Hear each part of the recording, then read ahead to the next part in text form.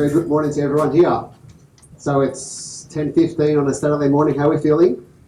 Good. Okay, so I just want to get a hands. Is this our first time we've been here, or our second time, or our third time we've been here? So like a show of hands for our first time we've been to this conference. Wow, a lot. Second time? Okay, and the third time? All right. So each year I go to a number of conferences, and this is my favourite conference. Why? Because I get inspired. There are so many conferences you go to and you get spoken at. This conference is like a kind of conversation, and each person that speaks inspires me to want to achieve more and want to learn more. So I hope this panel today inspires you around all the education that we need to do, and more importantly, how we can use technology to ensure that our youth and our adults actually learn as much as possible. So with that, let's get kicked off with the panel. Good morning, panel. Okay, so the objective of this panel is really to discuss technology and how it can help or dampen, I might stand up, is that okay? Because people can't see me. Help or dampen the effectiveness of our education system, and where we would like to see some of the improvements and so forth. So I'm going to start with Maria. Good morning. I think this morning we kind of heard around that the education system needs to be more rounded to ensure that our youth can get the soft skills and more the technical skills and so forth to be successful.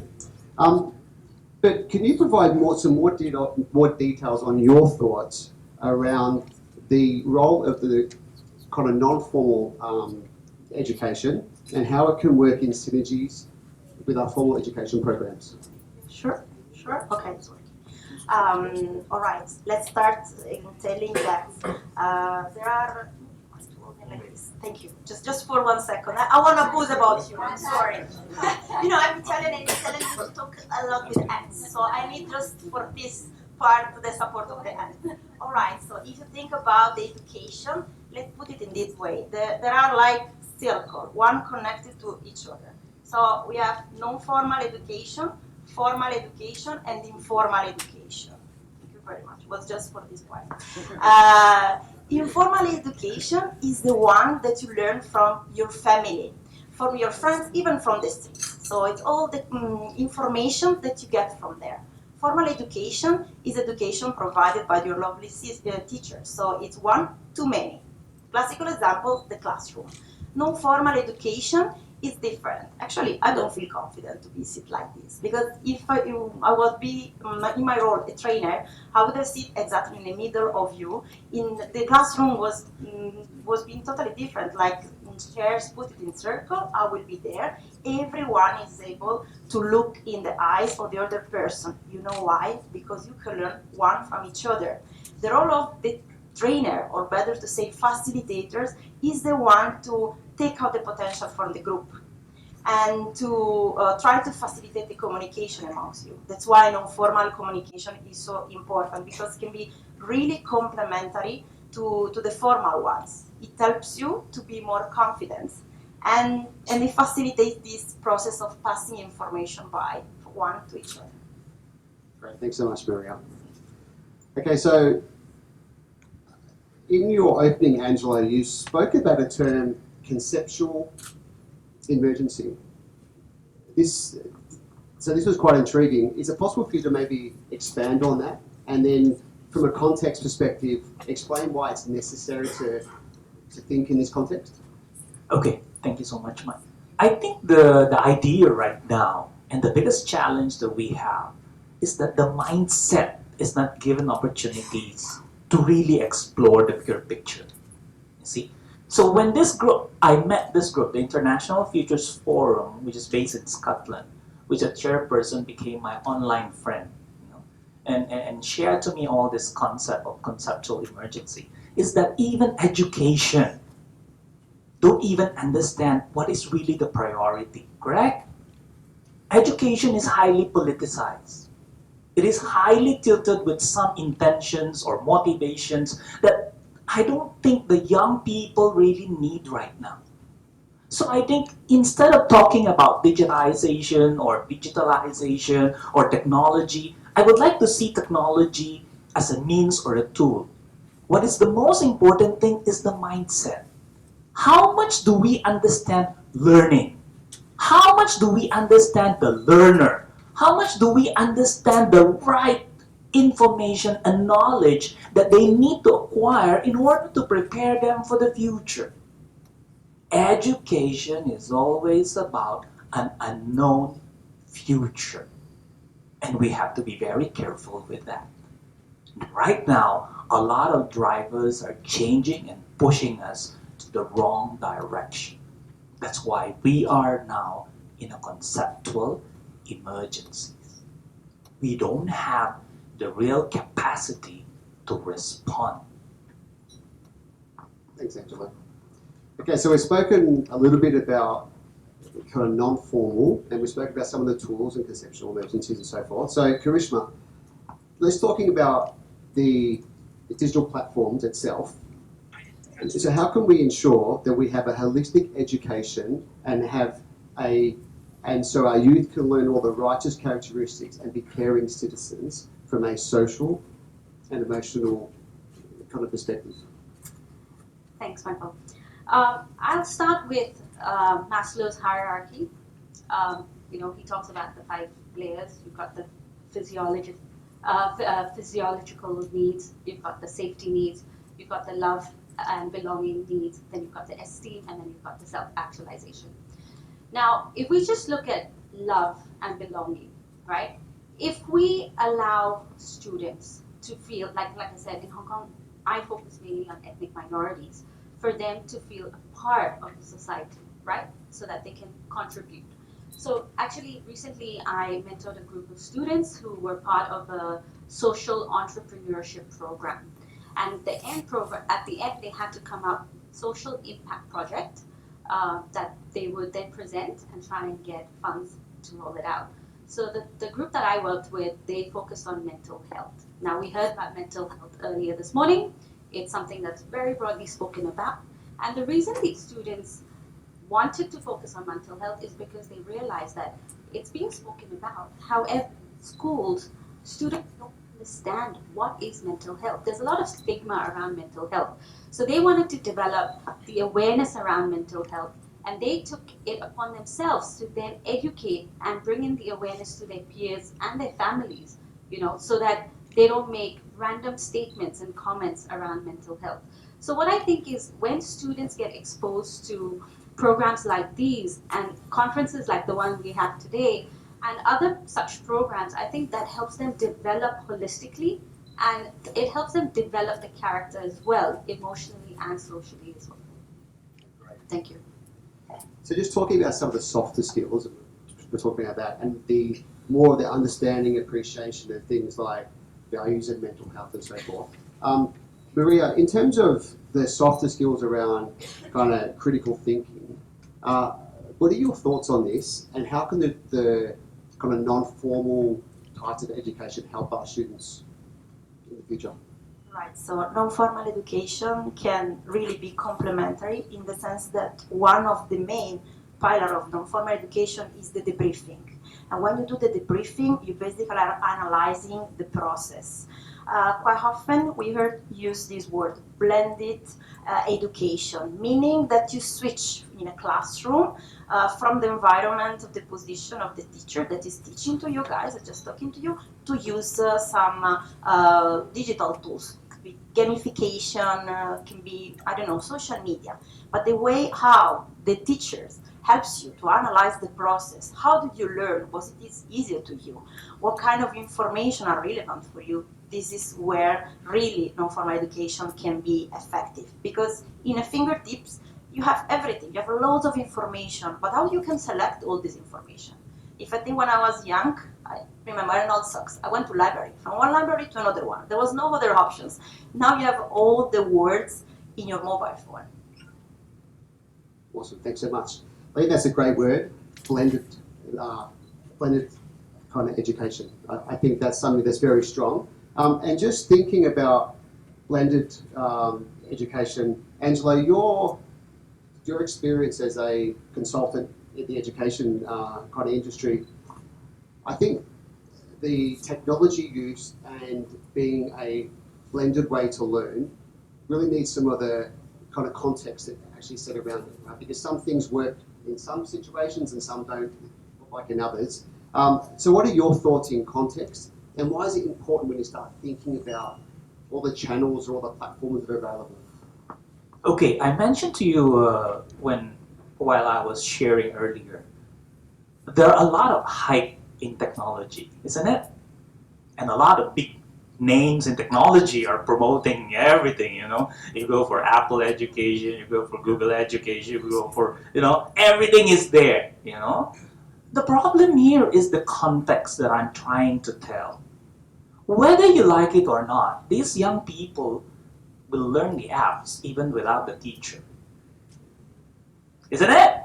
But the teachers are so excited to go inside the classroom, you know, put all these games, put all these tools, and my goodness, you know, it bores the students. Because you give it to students and you just give them 2 minutes, they know what to do.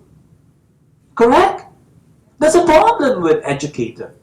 So whoever is now having a huge emergency in concept, it's really the educators. You see? So for me, in order for technology to work, you have to see the context where the students are. If they are already advanced in technology, you better give them the control, not you controlling the experience. It won't work. That's why in education consultancy that I work with, even in universities, I'm telling them, education is not about technology. Education is not about everything. Education is about a learning experience. How am I going to experience the tool and the means?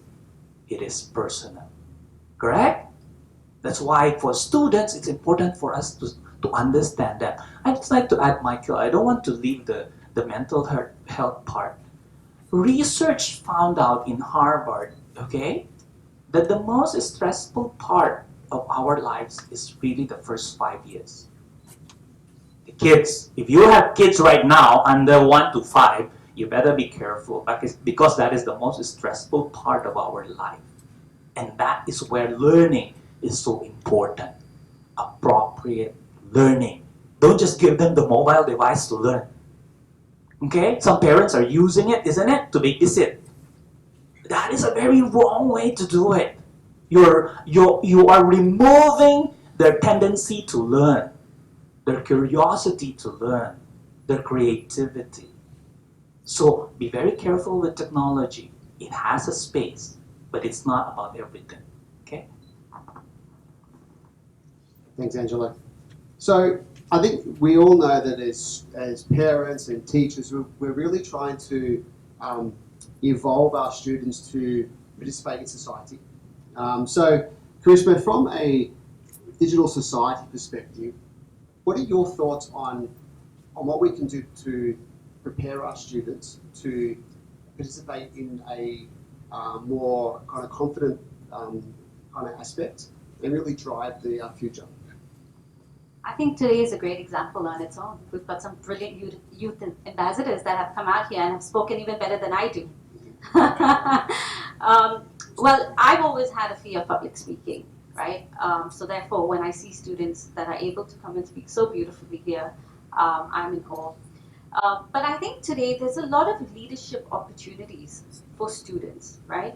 I mean, if we just look at the caretakers of the environment international, they're doing some great work, and there's a lot of opportunities there for students. Now, I personally am part of the Toastmasters International Club, and I currently am running youth leadership programs in two local schools in Hong Kong, and that's another great opportunity for teachers and schools to explore. However, one thing that I have seen, and I think educators need to be careful about, is not providing opportunities to the same students over and over again. A lot of students get left behind because there are a handful of them that are obvious or easily recognized that can outshine others. But just because there are other students in the classroom that are quiet, it does not mean they do not have something to offer. As a matter of fact, there's a lot for them to offer. And again, I tie this back to exactly what I spoke about, writing in your CV. When I started meeting students and their CVs, I look at their CVs and I'd be like, oh my God, this kid's getting nowhere. But when I'd meet a student, I'd have them tell me, oh, I've been sponsored by Nike under 18, and I get everything for free, and I run for them. I'm like, that's fantastic stuff. But people don't know about it because they don't know that it's okay to share. Because it's not traditional education, they don't talk about it. And therefore, I think educators play a key role in helping students bring all of this out. Fantastic, fantastic. Now, in this day and age, it would be remiss of us not to mention the power of social media and the influence this has on our youth and kind of how we can embark this on our learning journey as well. So, Maria, from a platforms perspective, such as all the social media that we have out there, what are your thoughts on how we can use to empower the young and how this can add value to the education process as well? Okay, let's say at school, it's high risk to be outdated because things are going too fast. They are running, and they are all digital natives, so they have a huge potential. And I know that teachers are coming from another generation where they were not well equipped how to cope with this.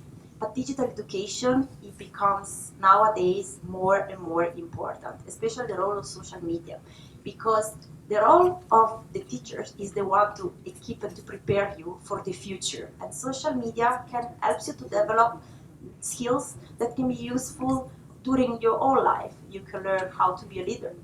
They can help you how to turn idea into action, so entrepreneurial skills, soft skills. You can be a digital storyteller. You can, as she was mentioned before, you can learn how to develop your CV and how you can promote yourself, so digital and personal branding.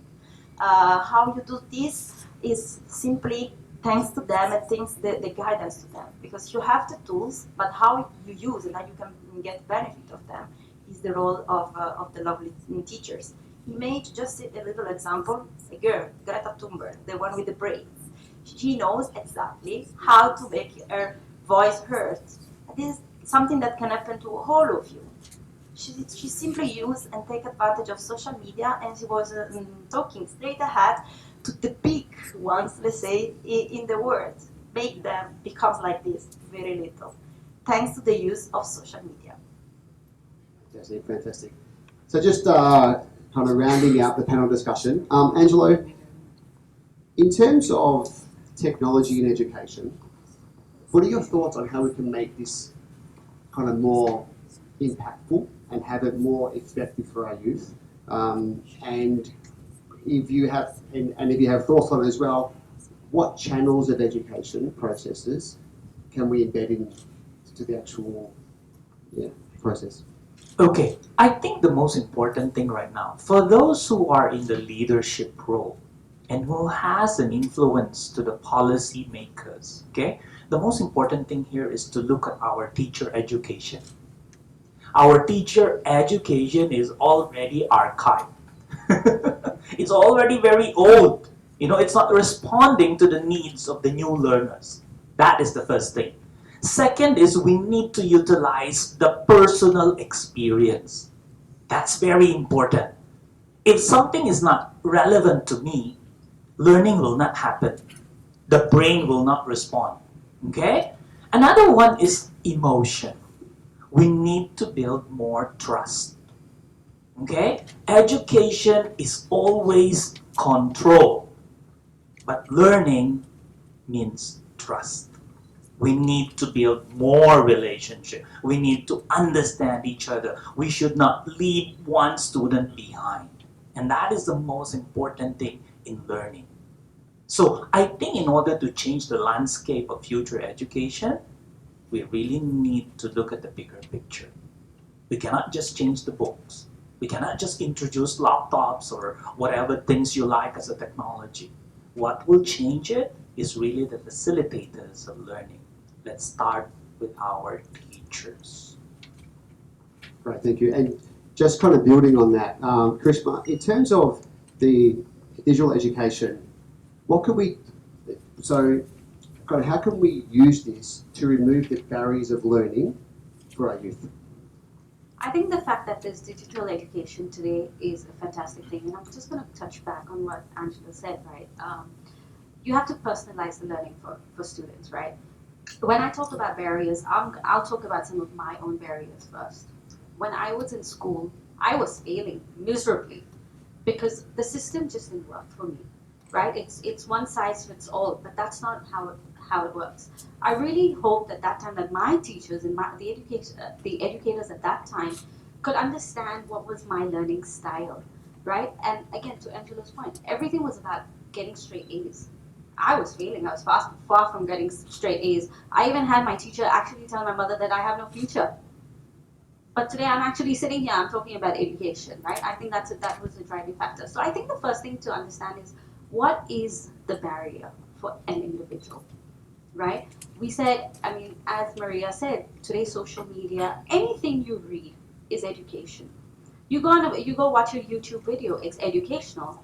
You walk on the streets, you listen to a podcast, it's educational. Every information that comes your way is educational in some form. And I think it's important for educators to understand what is an individual's learning style. But it's also on the student to be able to identify what is their learning style and communicate that with their educators or even with their parents, right? Because when I realized that was a challenge for me, I went to my mother because I just couldn't stand failing at one point. I'm like, I'm not dumb. You know, for my teacher to say I'm dumb, no, I won't accept that. I reject that comment.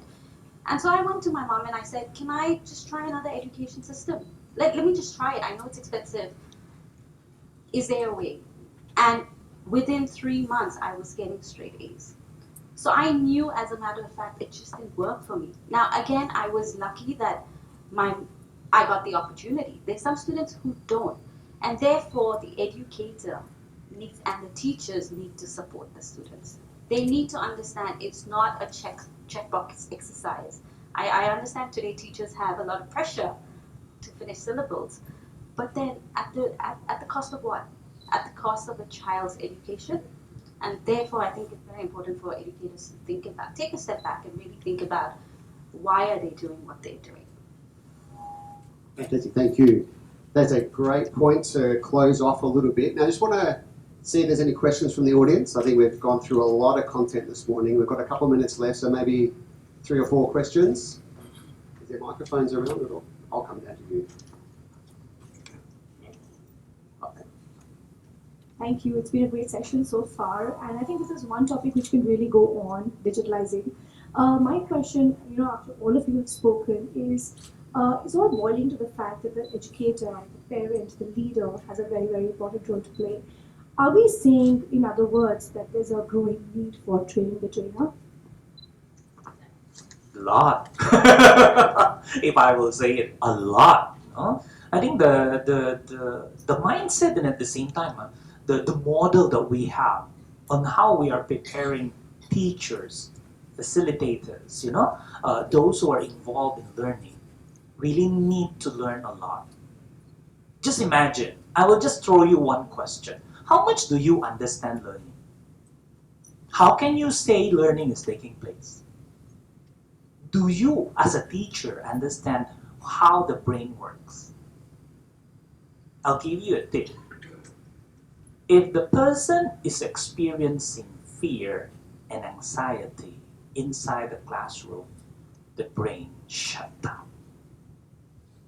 It won't absorb anything. You see? So how many our teachers inside the classroom understand the brain?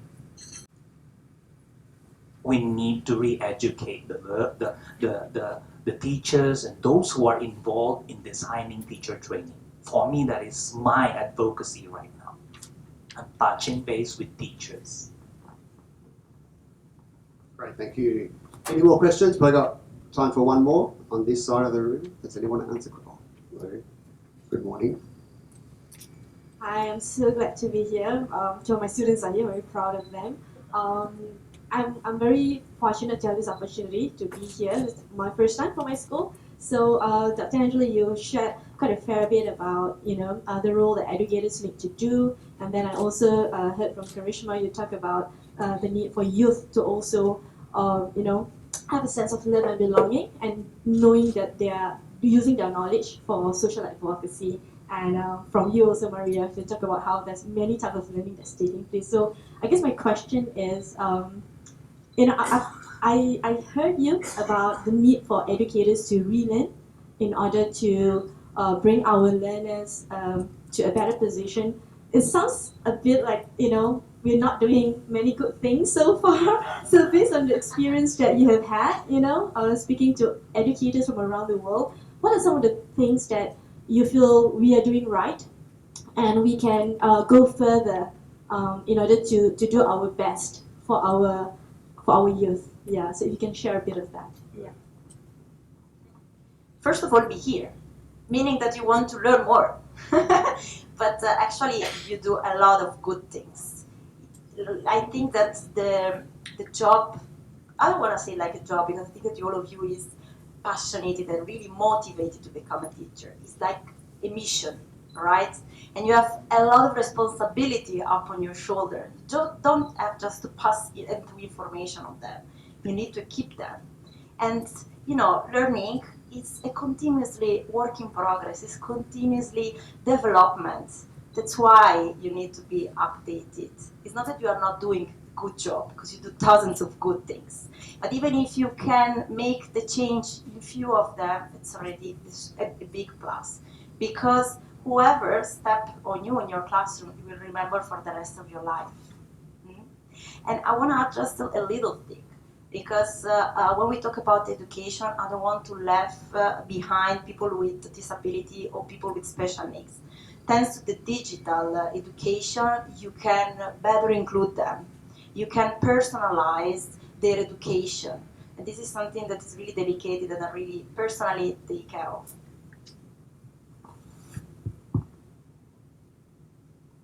I think I'll just add one point, right? I mean, to Maria's point, the fact that you were here and you mentioned your students are here for the first time, I think it's already, a great deal. Just one more point that I would add, right? Today in the workforce, because I do a lot of research around intergenerational workforce, and today in the workforce we've got 5 generations. So I think if you have been an educator for a long period of time, I think it's important just to take that step back and say, okay, what's the generation that we're working with today? Because the generation that you could be with years ago is definitely very different, right? Therefore, like we talk about the whole digitalisation. And I think I see teachers doing this today. I see them encouraging students, with the whole digital world. I think the one thing is connecting with students one-on-one can actually take it to the next level. That connection with every student, again, like I said, there's a lot of pressure on teachers, and we appreciate that.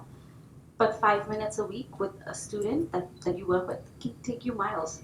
There was one teacher that actually invested a lot of time with me when I was in school, and I'm talking over 20 years back, right? I still meet her for lunch. So that just comes to show the impact that one action could have on a student. Great, thanks so much. Okay, just rounding out today's session, I just want to give some thoughts from myself. So in the session this morning, we heard for some kind of great speakers. And the key words that I picked up is growth mindset, being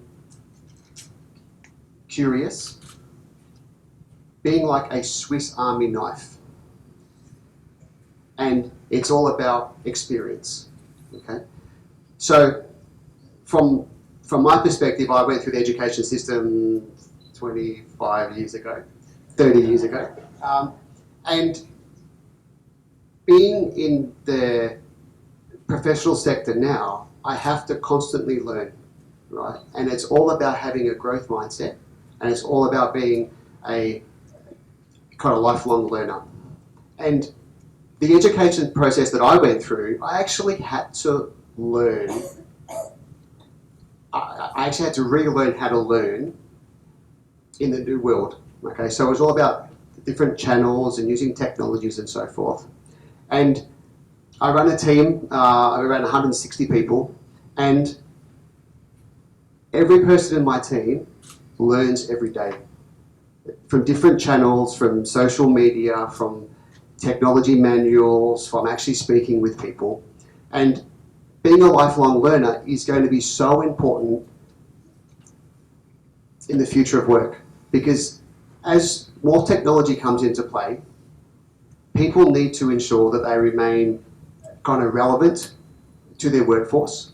So to remain relevant, it's actually constantly learning and disrupting yourself to ensure that you can actually bring value to the organisation and society as well. So with that, I just want to say thank you for being a great crowd, and thank you for the panellists. Just one round of applause. And I'll pass over.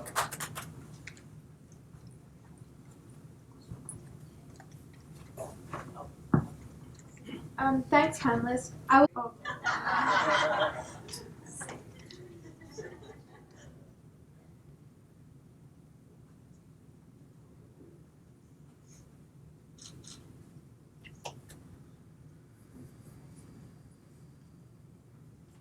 Angelo Maduli.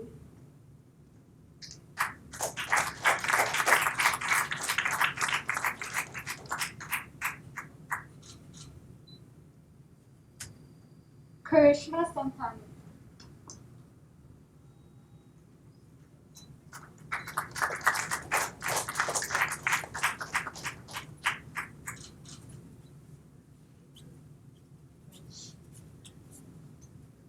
Maria Garcia Pirina.